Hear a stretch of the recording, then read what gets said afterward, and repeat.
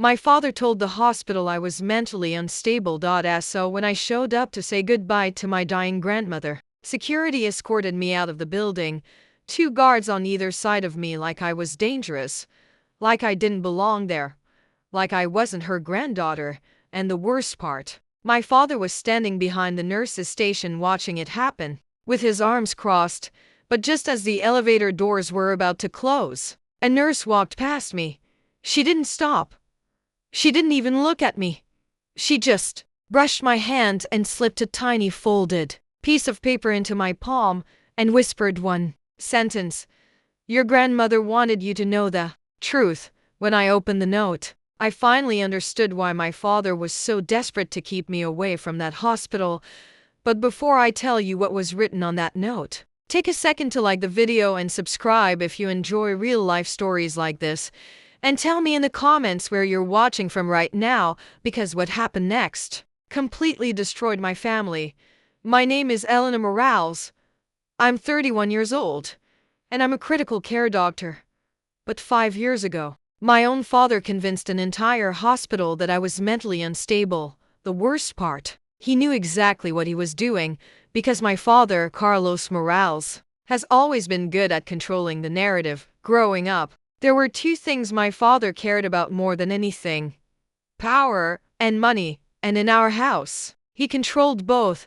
My mother died when I was 8. After that, my father became colder, more controlling, more obsessed with appearances.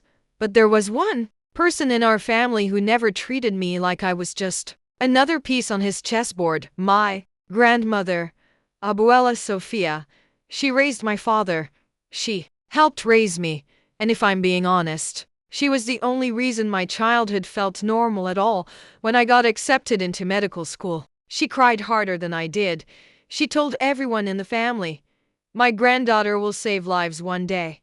My father, he barely reacted, but Abuela, she believed in me when nobody else did.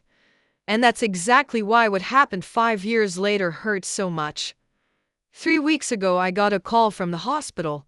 Dr. Morales? Yes, this is TT, Vincent Medical Center.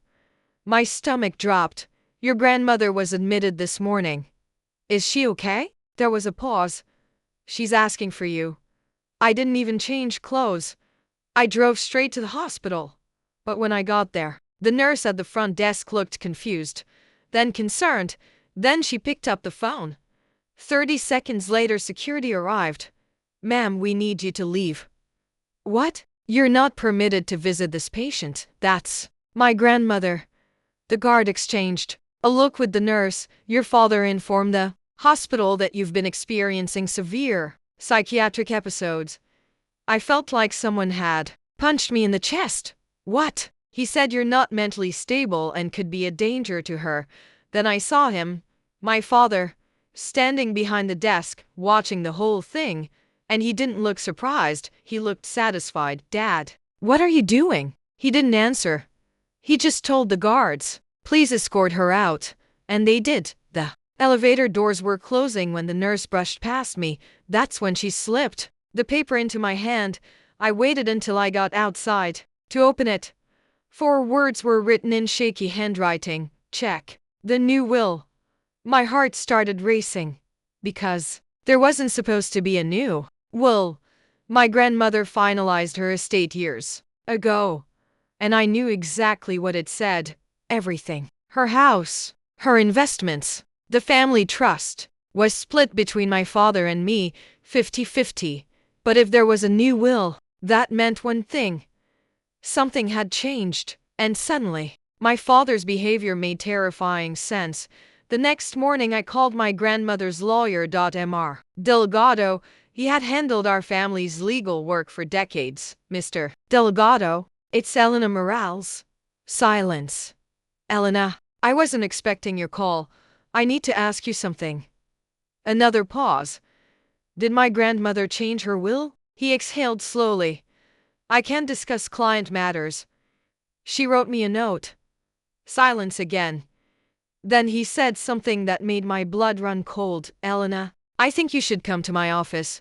When I arrived, he closed the door behind me. Elena, Your father requested a will revision 2 weeks ago. My chest tightened. Requested? He claimed your grandmother was no longer mentally capable of handling financial matters, and he brought witnesses. Who? 2 employees from his company. Of course he did. What did the new will say? Mr. Delgado slid a document across the desk. I looked at the page, and my hands started shaking.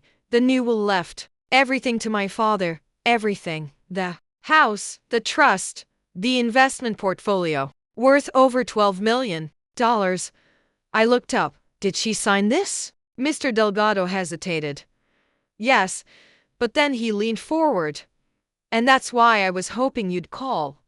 Why? Because the day she signed it, she whispered something to me. What? She said, Elena will fix this.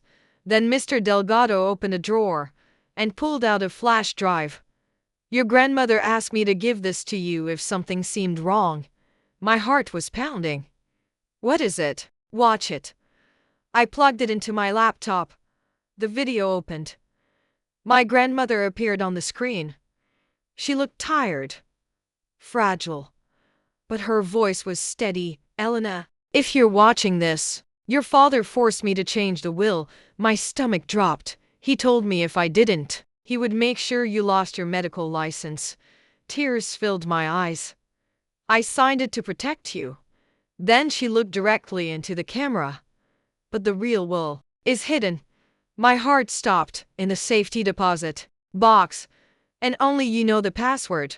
Suddenly, everything made sense. My father wasn't just keeping me from seeing her. He was buying time. 2 days later, the entire family gathered at the hospital. My father believed he had already won. The lawyer, the witnesses, everything was in place.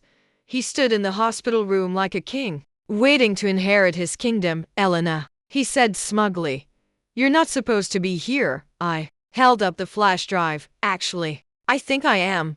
The room went quiet. Mr. Delgado plugged the drive into the TV.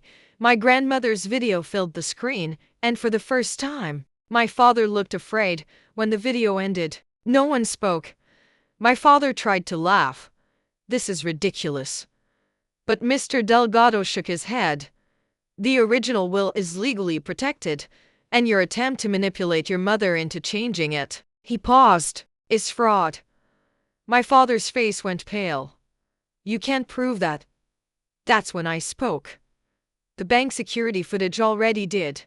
Because earlier that morning, I had visited the safety deposit box, and inside it was the original will. Signed. Witnessed. Legally sealed. Everything my father tried to steal was protected. The legal investigation took months. My father's company collapsed after the fraud charges became public. He lost investors, reputation, everything. He spent his life building. The inheritance stayed exactly where my grandmother wanted it. Half to me, half donated to the medical foundation she cared about. But the part that mattered most was the last thing my grandmother said to me. 3 days before she passed, I finally got to sit beside her bed. She squeezed my hand and whispered, I knew you would fix it. I never wanted revenge. I just wanted the truth. And sometimes, the truth destroys the lies people build their lives on. So I want to ask you something. If you were in my position, would you have exposed your own father? Or would you have walked away and let him win? Tell me in the comments. And if you want to hear another unbelievable family story like this one, check the video in the description. Because the next story might shock you even more.